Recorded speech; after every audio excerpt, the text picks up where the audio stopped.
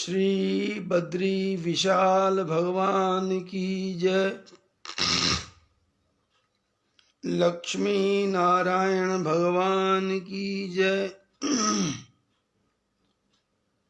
रामचंद्र भगवान की जय। कृष्णचंद्र भगवान की जय। पवन सुत हनुमान की जय।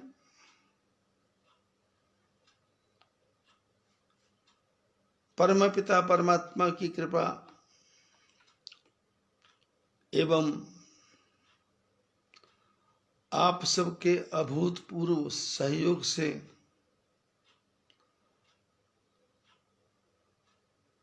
हम सब इस राम कथा के अगाध समुद्र में डुबकियां लगा लगा करके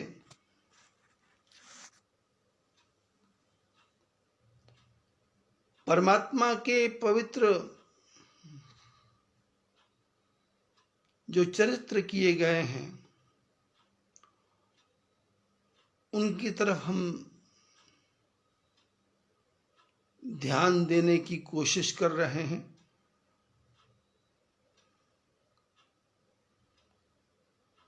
समस्या यह है कि मति अति नीच ऊंच रुचि आछी, चाहिए अमीय जग जुरे न छाछी। मति हमारी तो बहुत छोटी है, नीच है और इच्छाएं बहुत ज्यादा हैं।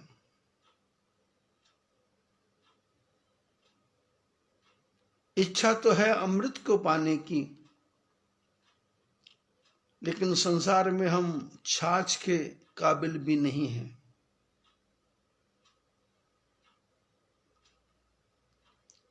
जिमी पिपील का सागर था,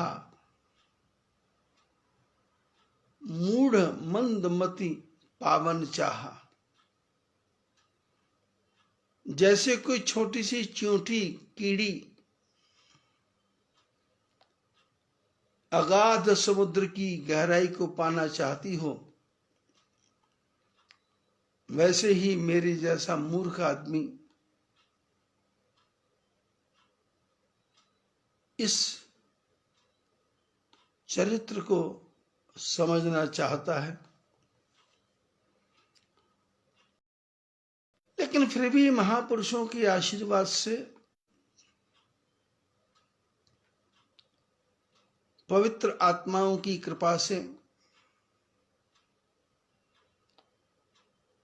और कोरोना काल के बीच में, इस महामारी के बीच में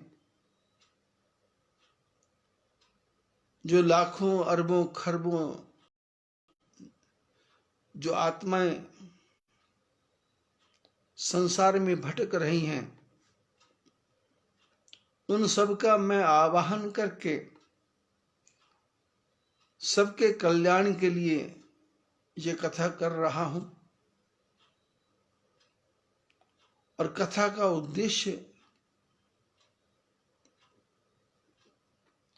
यदि भगवान की भक्ति में शक्ति है तो उद्देश्य सिर्फ इतना है मेरा कि जितनी भी आत्मा जिनको मैं जानता हूं या नहीं भी जानता हूं, उन सब का मोक्ष हो जाए। यही मेरे हृदय की एक छोटी सी कामना है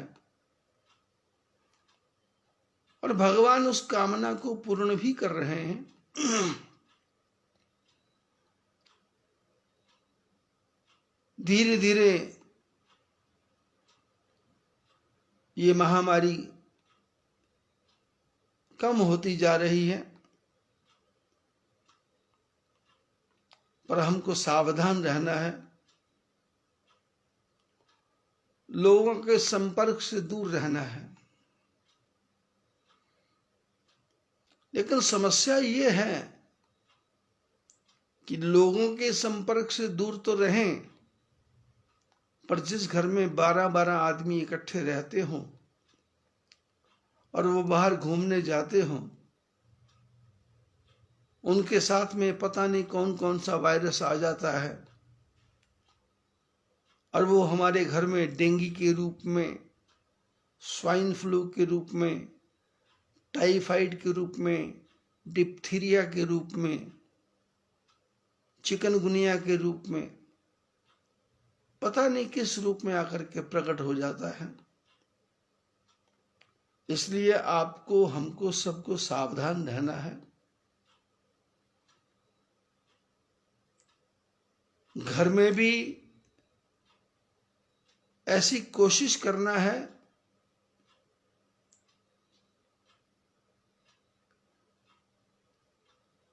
कि बेटा अलग सोए, माँ अलग सोए, पिता अलग सोए, पुत्री अलग सोए,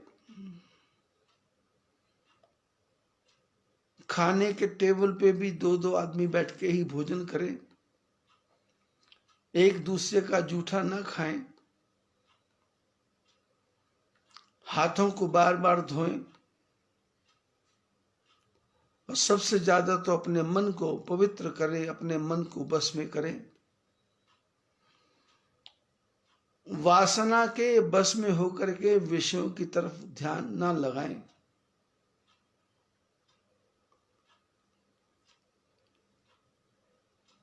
नाइन्टी 99.9% बीमारियां इसी से ही भाग जाएंगी। हम जिन राम जी की कथा का वर्णन कर रहे हैं वो भगवान संसार में आए और हर चीज को वो जानते थे, क्या करना है, कैसे करना है, कब करना है और क्यों करना है। लेकिन यदि आपने ध्यान से कथा को सुना या पढ़ा होगा तो जब अहिल्या के आश्रम में पहुंचे तो उनको पता था कि ये अहिल्या को श्राप लगा है और इसके पति ने इसको आशीर्वाद दिया कि भगवान राम आएंगे, उनके चरणों की धूल तुमको मिलेगी, उससे तुमको मोक्ष की प्राप्ति होगी। ऐसा अहिल्या के पति ने उनको बताया था और राम जी को भी पता था। लेकिन जब जंगल में पहुंचे, एक कुटिया को देखा, वहां कोई जीव जंतु भी नहीं था, डर के मारे कोई नहीं आता था, कोई ऋषि मुनि भी नहीं आता था। एकांत कुटिया,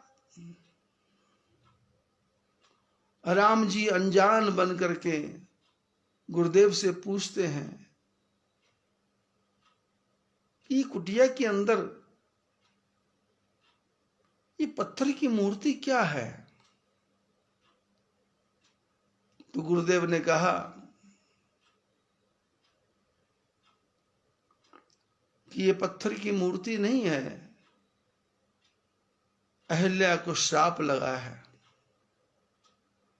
आप कृपा कीजिए, इसको अपने चरण की धूलि को दे दीजिए, इसका कल्याण हो जाएगा।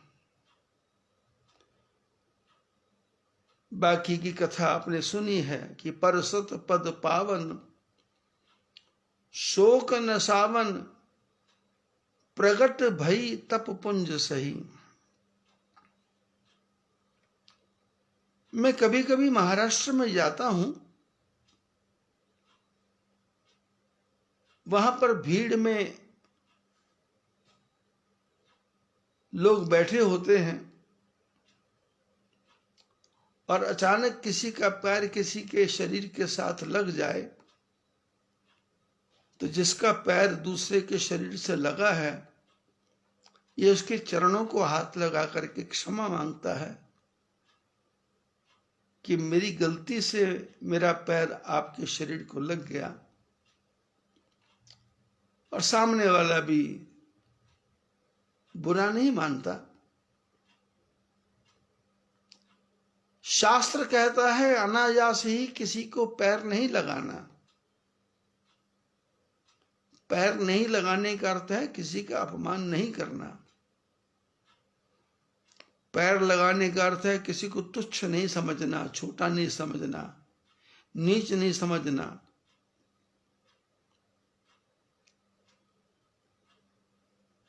सामने वाले का मान करना, सम्मान करना। लेकिन गुरुदेव ने कहा चरण कमल रज चाहती, कृपा करहु रघुवीर। ये आपके चरण कमलों की धूल चाहती है, कृपा करो।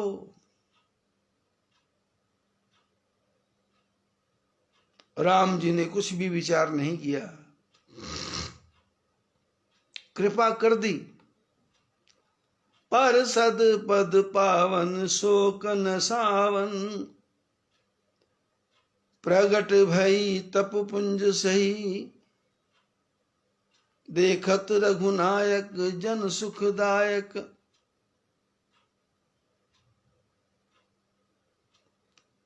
चरणों की धूल मिली, जो पत्थर की नारी थी वो प्रकट हो गई और बार बार प्रभु के चरणों में प्रणाम करती है और प्रणाम करके कहती है मुनि श्राप जो दीना अति भल कीना, परम अनुग्रह मैं माना। मेरे को ऋषि जी ने, जो मेरे पति ने श्राप दिया था, वो बहुत अच्छा किया। जब श्राप दिया था उस समय बुरा लगा था, लेकिन आज मुनि श्राप जो दीना अति भल कीना, परम अनुग्रह मैं माना।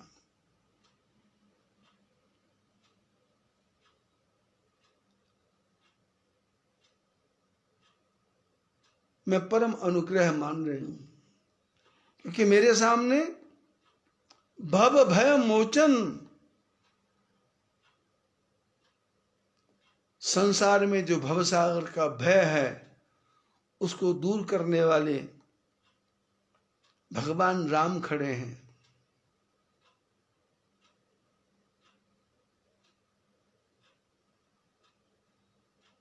बार बार अहिल्या राम जी की स्तुति करके गई पति लोक आनंद करी।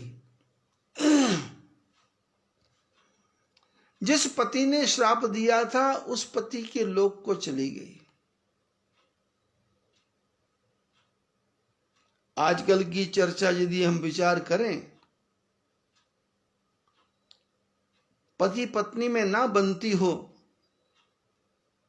तो ऊपर ऊपर से तो करवा चौथ का व्रत चल रहा है और भीतर में मन में भावना है कि ये पति मेरे को दोबारा जिंदगी में कभी ना मिले तो अच्छा है। दिखावे के लिए देखा देखी, सारा दिन भूखा रहने की नाटक, और उस नाटक के बाद में मन के अंदर भावना क्या है कि ये पति मेरे को दोबारा नहीं मिलना चाहिए। लेकिन अहिल्या गए पति लोक का आनंद करी। जिस मुनि ने श्राप दिया था उसी के पति लोक में वो गई और आनंद के साथ गई। इस कथा को सुनाने के पीछे मेरा तात्पर्य ये है कि राम जी जानते हैं कि अहिल्या को मेरे चरणों की धूल के बारे में चाहिए। इनके पति ने श्राप दिया था और मेरे को धूल देनी पड़ेगी, लेकिन फिर भी अनजान बन करके गुरुदेव से पूछते हैं ये कौन है। और गुरुदेव ने कहा चरण कमल चाहती, ये आपके चरण कमल की रज चाहती है। थोड़ा सा इस कथा को थोड़ा आगे लेके चलें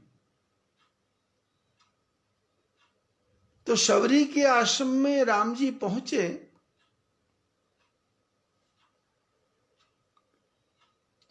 पूजा पाठ हुई, बेलों को खाया गया,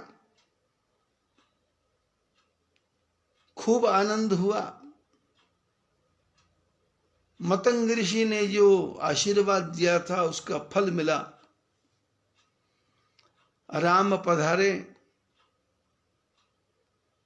राम जी का दर्शन करने के लिए बुढ़ापा भी आ गया, आंखें भी पथरा गई।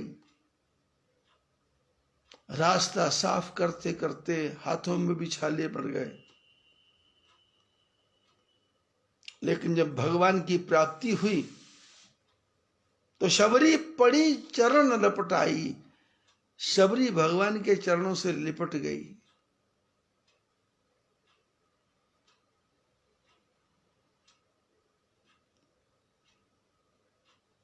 कही विधि स्तुति करो तुम्हारी। बोल पड़ी, प्रभु मैं आपकी स्तुति कैसे करूं। अधमत अधम अधम अति नारी, ऐसा शास्त्रों में और प्रयोग में देखा गया है कि स्त्री का जीवन अधम से अधम से अधम से भी अधम है।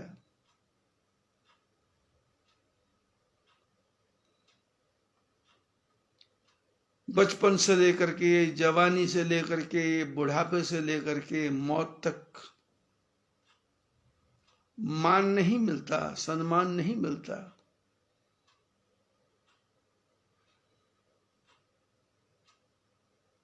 माता पिता कहते हैं तेरा घर नहीं है, तेरे को जाना पड़ेगा।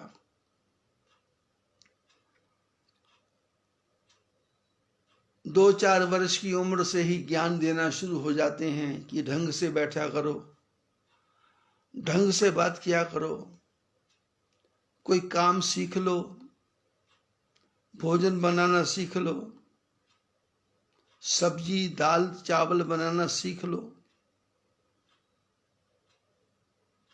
सास परेशान करेगी, ससुर परेशान करेंगे,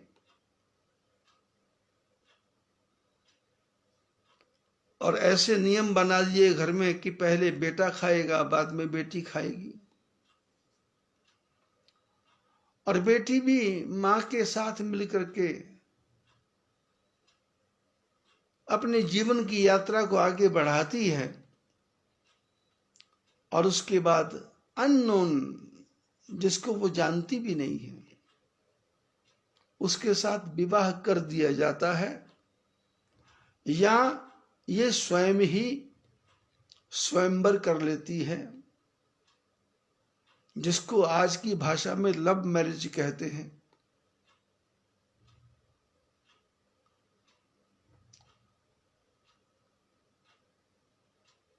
प्रेम विवाह कर लिया, दूसरे की सुंदरता को देख करके, दूसरे के पहनावे को देख करके, दूसरे की भाषा को देख करके, दूसरे की मीठी मीठी बातों को देख करके प्रेम विवाह कर लिया। लेकिन प्रेम विवाह करने के साथ ही माता पिता दुश्मन बन गए, सास ससुर भी दुश्मन बन गए। जीवन फिर कठिनाइयों में घिर गया।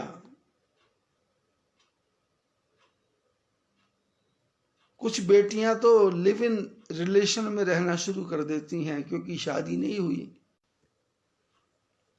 लिव इन रिलेशन में रहना शुरू कर देती हैं। शादी नहीं हुई, योग्य वर नहीं हुआ, तो जीवन को काटना है। और छोटी छोटी बातों में नोक झोंक चलती रहती है, झगड़ा चलता रहता है, और जीवन की यात्रा बड़ी कठिन हो जाती है। फिर उसके बाद में हर महीने एक प्रकार से जो स्त्री का गुण है उसके अनुसार इसको 4-5 दिन अलग से रहना पड़ता है। उसके बाद में 40-42 साल की उम्र में ये झंझट खत्म हो जाता है। फिर दूसरी बीमारी शुरू हो जाती है, मोनोपॉज, चिड़चिड़ापन, किसी भी बात में मन न लगना, किसी की बात भी अच्छी नहीं लगना, मेरे मन के अनुसार हो ऐसी भावना, कमर में दर्द, कंधों में दर्द, हाथ ऊपर नहीं उठते, शरीर का ढांचा बिगड़ जाता है। 20-25 साल पहले जो लोग सुंदर सुंदर कहते थे उन्होंने अब सुंदर कहना शुरू कर दिया। जिन बच्चों को पैदा किया था वो पुत्र अपनी बहू को लेकर के बेंगलोर चला गया, बेटी अपने पति के साथ में जर्मन, जापान, कनाडा चली गई। और ये महिला जिसके बारे में मैं चर्चा कर रहा हूं सबकी चर्चा है। फिर उसी दुख में दुखी होकर के एक दिन प्राणों का अंत हो जाता है। मैंने तो कहीं ये देखा है कि महिला की अस्थियों को लेकर के लोग अपने घर में नहीं आते, उसको घर के बाहर ही टांग देते हैं कि ये भूतनी है, ये प्रेतनी है, ये चंडाल है, ये कहीं हमारे घर पे कब्जा ना कर ले, बाहर से बाहर ही निकाल देते हैं।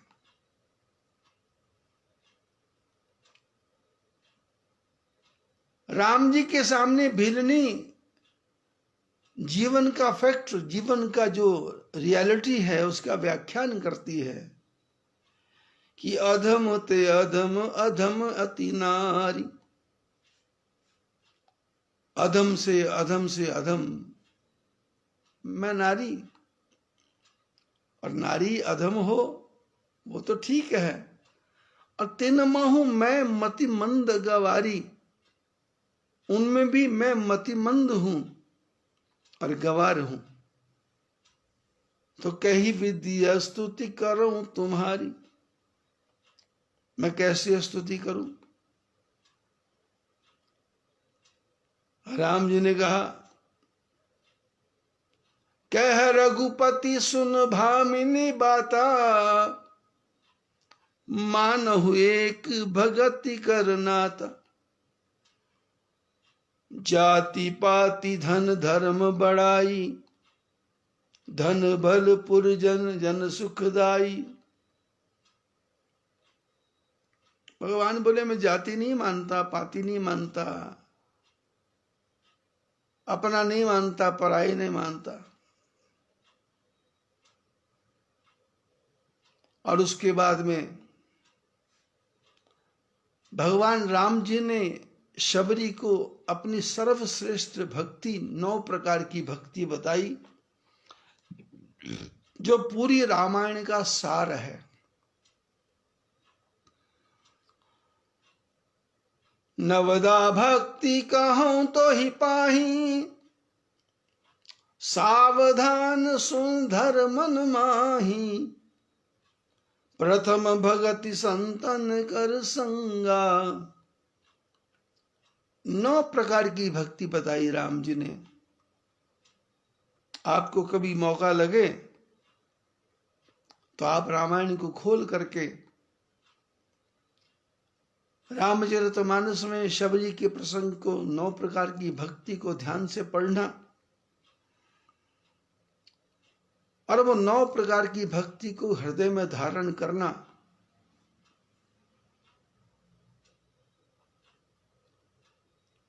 जीवन का कल्याण हो जाएगा। सारी बातें करने के बाद शबरी के आश्रम में जाने की राम जी को आवश्यकता नहीं थी,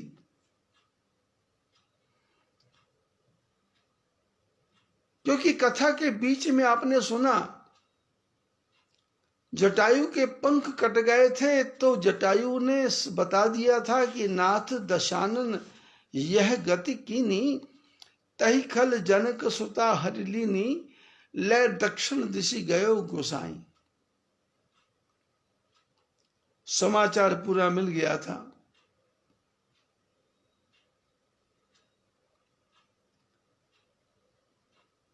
कि रावण सीता को चुरा करके ले गया है और दक्षिण दिशा की तरफ गया है। सूचना सब मिल चुकी थी, लेकिन भगवान राम क्या करते हैं, रास्ता बदल देते हैं, दक्षिण से थोड़ा घूम जाते हैं और शबरी के आश्रम में आ जाते हैं, क्योंकि गुरु महाराज ने कहा था तेरे ऊपर भगवान राम कृपा करेंगे और तेरे को दर्शन देंगे। अब दर्शन देना जरूरी था, ये राम जी को पता है। शबरी से चर्चा हुई,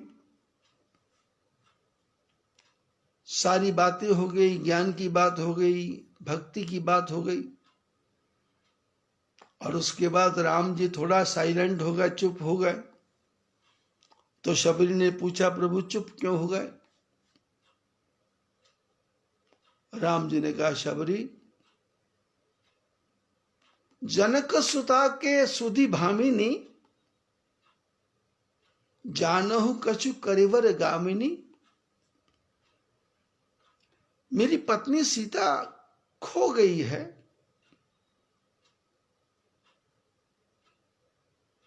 तुमको तो संसार की सारी बातें ऐसे पता है जैसे कोई हाथ में रखी हुई वस्तु के बारे में बता दे कि हाथ में आंवला रखा है, नींबू रखा है, आम रखा है, संतरा रखा है, मौसमी रखी है।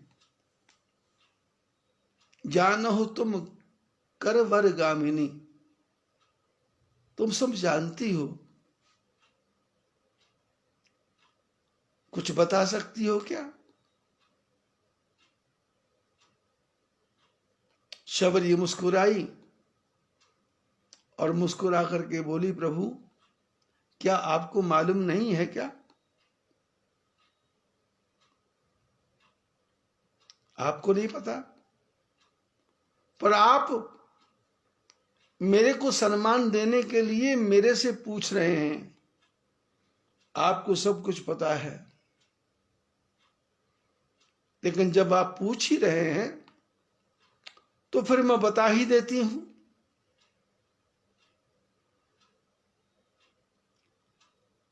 पंपापुर जई हो रघुराई, तय हुई हैं सुग्रीव मिताई, ते सीता कर खोज करई हैं। शबरी ने कहा यहां से पंपापुर जाओगे, वहां पर एक सुग्रीव नाम का बंदर मिलेगा, उससे आपकी मित्रता होगी और वो सीता जी की खोज में आपकी सहायता करेगा। कितनी ऊंची बात, कितनी बड़ी बात। मैंने भगवान जानते हैं, लेकिन फिर भी दूसरों से पूछते हैं। और हमारा आपका हाल ये है, हम अनजान हैं, हमको कुछ पता नहीं है, लेकिन फिर भी हम दूसरे से कुछ पूछते नहीं है। सामने वाला सोचेगा कि ये अनाड़ी है, ये मूर्ख है, ये बुद्धिहीन है, इसके पास अक्ल नहीं है, इसके पास दिमाग नहीं है। नहीं, भगवान राम बताना चाहते हैं कि इस संसार में सर्वगुण संपन्न कोई भी नहीं है। इसलिए फालतू का अहंकार, बेकार का अहंकार मन में पाल करके कि मेरे को तो सब कुछ आता है, मेरे को तो सब कुछ समझता है,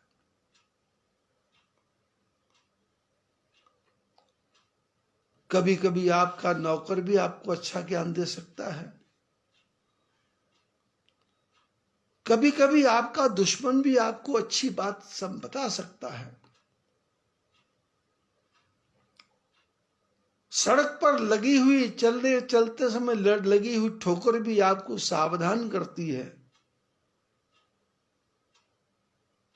कि आपको कपड़ा कैसे पहनना है, जमीन पे देख के चलना है,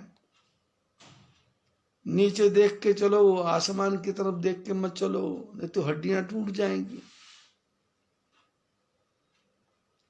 सावधानी हटी, दुर्घटना घटी वाली बात।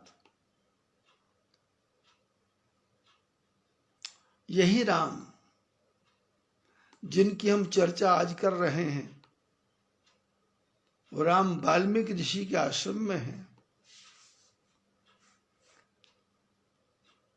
मैं कहाँ रहूं, मेरे रहने के लिए मकान बताओ। और वाल्मीकि जी तो ज्ञानी हैं, ज्ञानी थे नहीं, ज्ञानी हैं।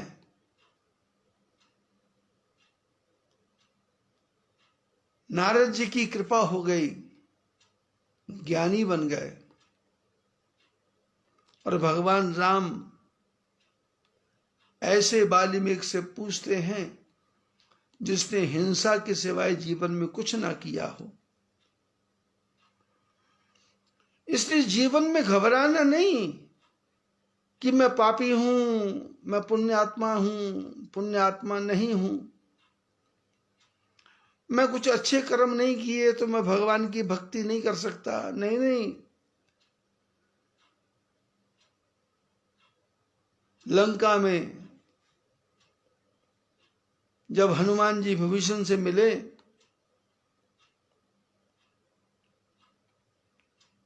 तो विभीषण ने कहा, हनुमान जी मेरी दशा तो बहुत ज्यादा खराब है। क्या हुआ? बोले तामस तन कछु साधन नाही, प्रीति न पद सरोज मन माही। मेरा तामसी शरीर है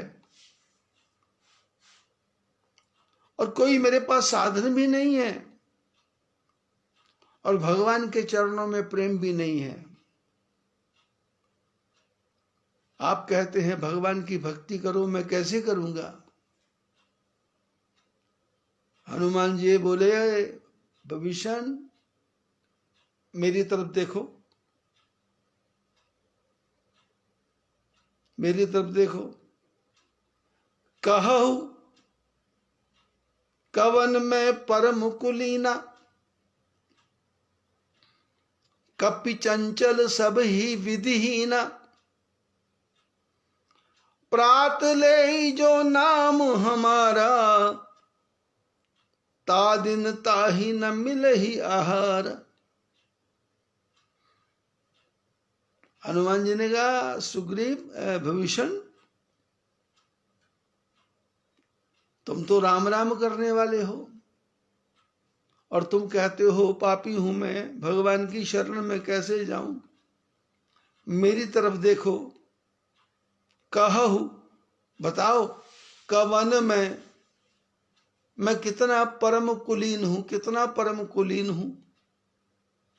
मेरा कोई कुल ही नहीं है, ना ब्राह्मण हूं, ना वैश्य हूं, ना क्षत्रिय हूं, ना ब्राह्मण हूं, ना अनुसूचित जाति हूं, ना ओबीसी हूं, ना जनजाति वाला हूं। कहु कवन मैं परम कुलीना, कपि चंचल, कुलीन भी नहीं हूं और उसके बाद मैं बंदर हूं और सब ही विधिहीना, हर प्रकार से, हर विधि से मैं हीन हूं। हर विधि का अर्थ है ये भगवान को पाने के लिए काम, क्रोध, लोभ, मोह, अहंकार को छोड़ना पड़ता है।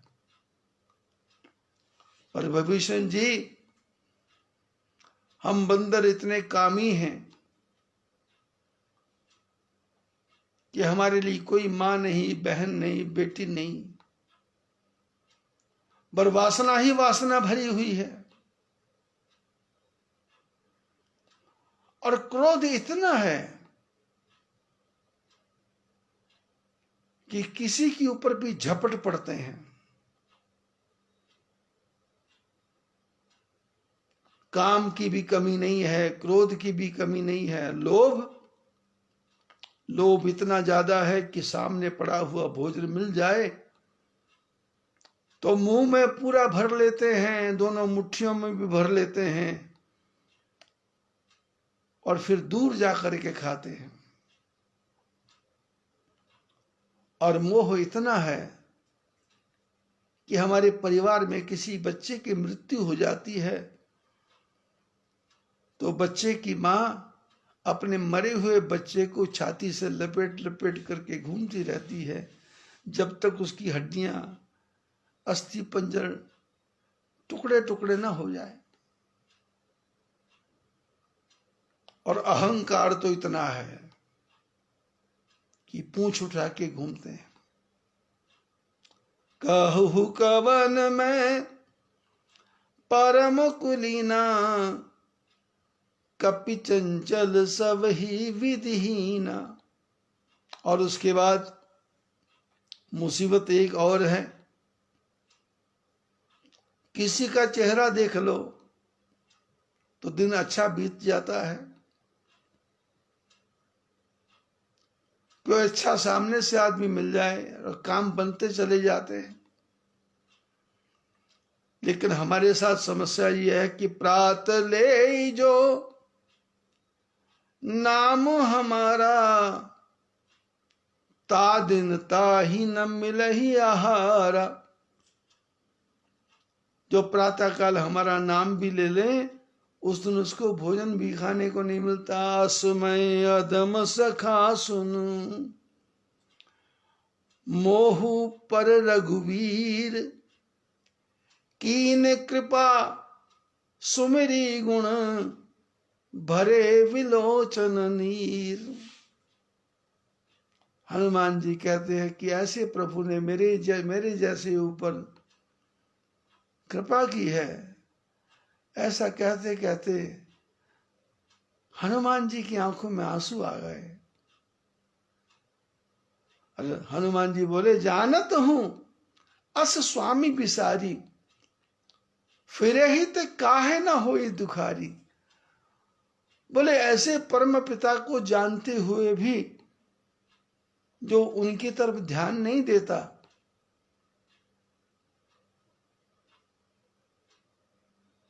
काला जादू, पीला जादू, नीला जादू, हरा जादू करना, कराना, करवाना, ऐसे ढोंगी पाखंडियों के पीछे पड़ा रहता है, वो आदमी दुखी नहीं होगा तो क्या होगा। इसलिए तुम चिंता मत करो, भगवान तुम्हारे पे कृपा अवश्य ही करेंगे। कथा लंबी हो जाएगी और फिर लोग बोलेंगे बहुत ज्यादा लंबी हो गई। आज इस बात को यहीं पर समाप्त करते हैं और वाल्मीकि जी जो फ्लैट दिखा रहे हैं उसकी चर्चा थोड़ी सी आगे बढ़ाएंगे। आप सबसे प्रार्थना, कथा को सुनो, सब्सक्राइब करो और बेल आइकन के बटन को दबाओ और उसका परिणाम ये होगा जो भी कथा होगी वो आपके साथ आएगी, पास आएगी। YouTube पर मेरा चैनल है जिसका नाम है बद्री प्रेम सत्संग। बद्री प्रेम सत्संग लिखते ही सारी कथाएं आपके पास आ जाएंगी। आप उसे सुनिए और जीवन में आनंद लीजिए। सभी को आशीर्वाद। बद्री विशाल भगवान की जय।